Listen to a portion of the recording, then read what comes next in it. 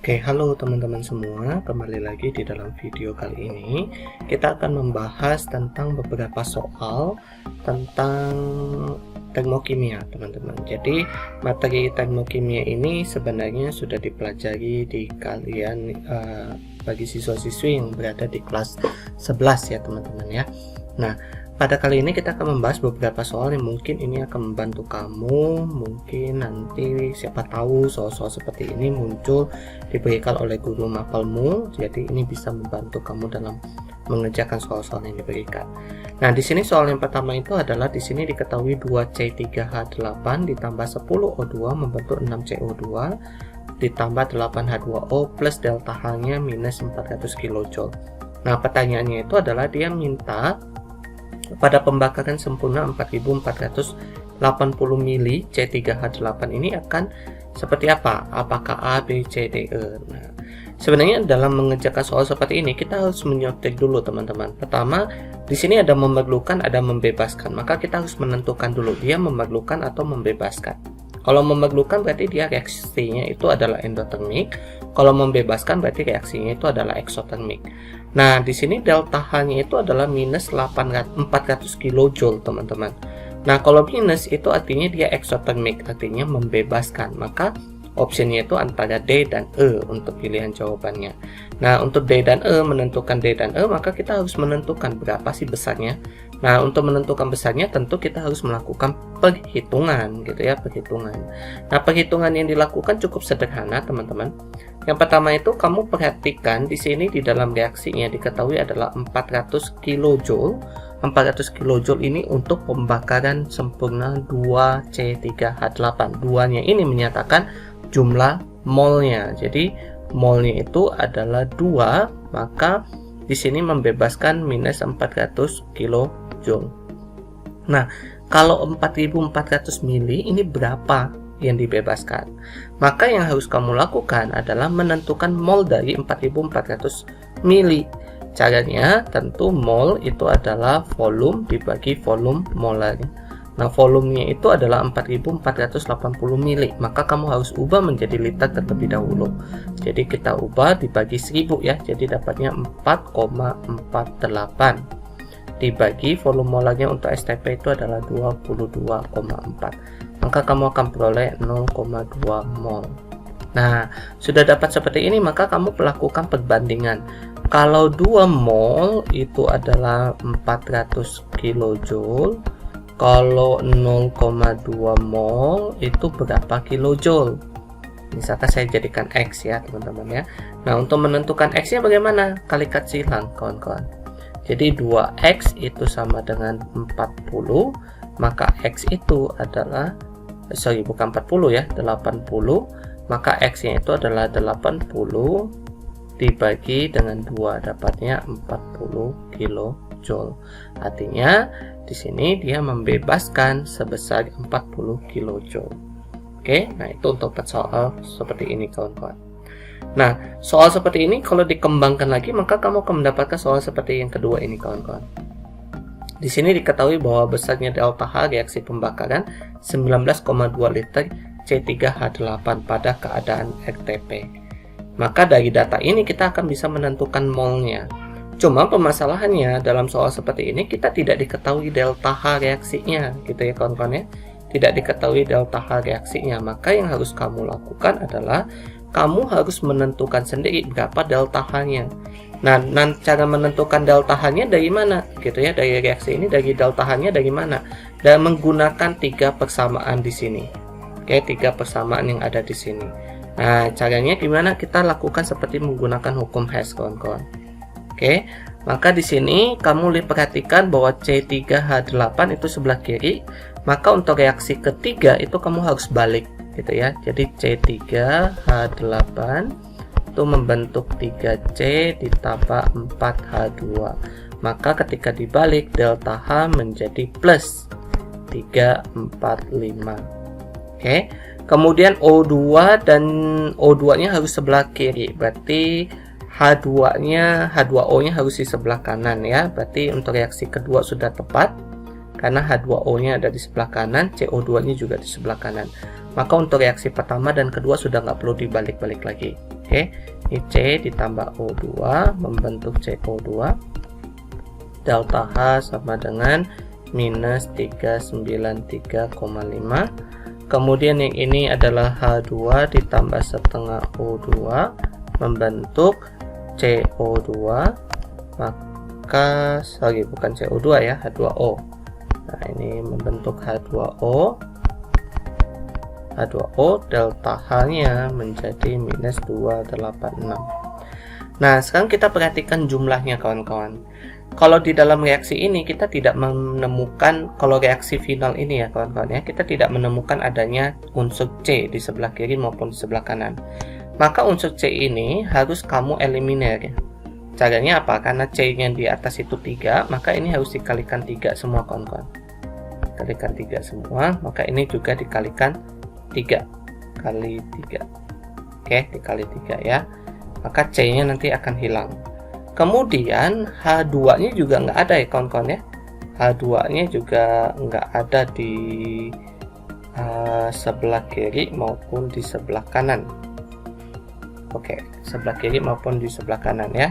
Nah, maka di sini ada 4H2O, 4H2, maka di sini juga harus dikalikan 4.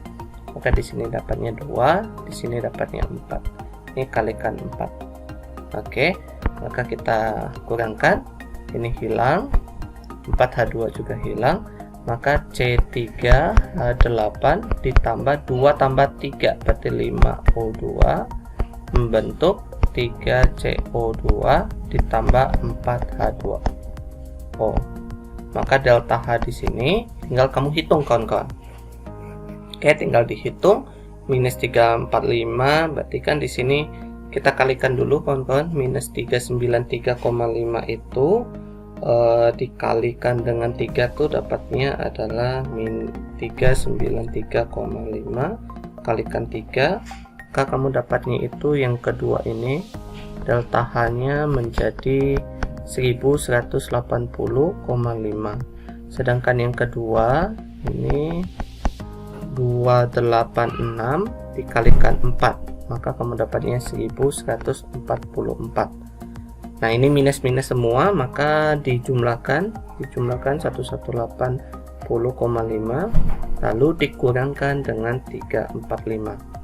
Maka kamu dapatnya delta H untuk reaksi ini adalah delta H-nya 1979,5 minus ya kawan-kawan ya. Oke, minus. Nah, karena ini minus semua nih. Oke.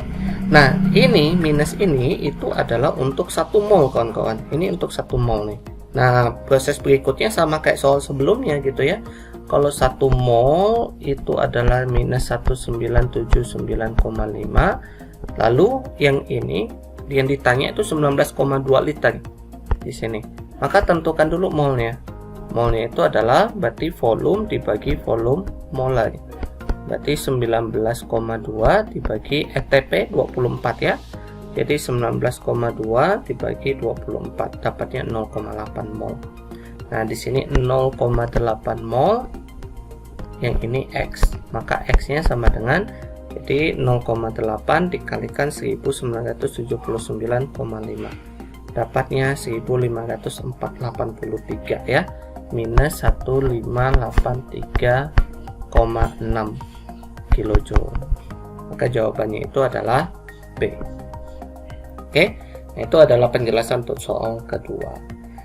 Oke, kemudian berikutnya kita akan lanjut ke soal berikutnya. Ini adalah penggunaan data perubahan entalpi pembentukan standar ya, perubahan entalpi pembentukan standar. Nah, diketahui adalah di sini ada reaksinya. Ini juga gampang kawan-kawan. Oke, ini gampang. Di mana ada reaksi ini kamu disuruh tentukan berapa delta H-nya. Nah, untuk penggunaan delta H no formations itu adalah produk dikurang reaktan. Maka delta H di sini adalah sigma delta H no F produk, oke, dikurang sigma delta H no F reaktan. Nah, tinggal masukin. Produknya itu adalah 4CO3, berarti 4 kalikan CO2 nya itu adalah minus 393. Oke, ini ditambah lagi dengan H2O nya itu adalah 12, berarti 12 kalikan minus 286 ditambahkan N2 itu karena diatomik jadi nggak perlu lagi dianggap 0 kawan-kawan, jadi ini nggak perlu, nggak ada lagi. Kemudian dikurang dengan dijumlahkan untuk yang reaktan. Sekarang yang reaktan itu adalah 4 amonia. Amonia itu di sini plus 53, 4 kalikan plus 53 ya, ditambah dengan di sini ada 5 N2O4, 5 kali N2O4 itu minus 20. Nah, sekarang tinggal kita hitung yuk kawan-kawan ya. Nah, sini 4 kalikan 393. Dapatnya di sini minus 1572. Kemudian 286 kalikan 12. Dapatnya minus 3432. Kemudian ini dikurang dengan 4 kalikan 53, dapatnya 212 dikurang 100. Nah di sini tinggal kamu jumlahkan 1572 ditambah dengan 3432, maka kamu dapatnya sini 5004 minus dikurang 112, maka kamu dapatnya minus 5116. Oke, 5116 jawabannya adalah minus 5116. Jadi jawabannya itu adalah A. Seperti itu, gampang ya kawan-kawan ya. Oke, nah kita lanjutkan ke soal berikutnya. Ini adalah soal kedua terakhir. Ini menggunakan kalorimeter ya kawan-kawan. Untuk penggunaan kalorimeter, maka di sini rumus yang kita pakai itu adalah Q ya. Q itu adalah MC delta T. Oke, minus plus ya. Kalau minus plusnya ditentukan dari apakah suhunya berubah menjadi lebih besar atau lebih kecil. Nah, masanya di sini kita punya 50 mili AgNO3 dan 50 HCl. Maka total volumenya itu adalah 100. Karena di sini dianggap massa jenis larutan adalah 1 gram per mili, maka 50 mili itu adalah sebesar 100 gram. Jadi masanya itu adalah 100 gram. C-nya itu adalah 4,18. Delta T-nya itu adalah dari 32,14 dari 22,35 menjadi 32,14 ya. Jadi kita cari selisihnya 22,35. Dapatnya selisihnya itu adalah 9,79. Maka kita hitung Q-nya. Kalikan 4,18 kalikan 100. Maka kamu dapatnya 4092,22 Joule. Oke, dapatnya ini. Nah, positif atau negatif karena suhunya naik, maka otomatis ini adalah reaksi exo. Jadi Q-nya itu adalah negatif. Gitu ya, kawan-kawan ya.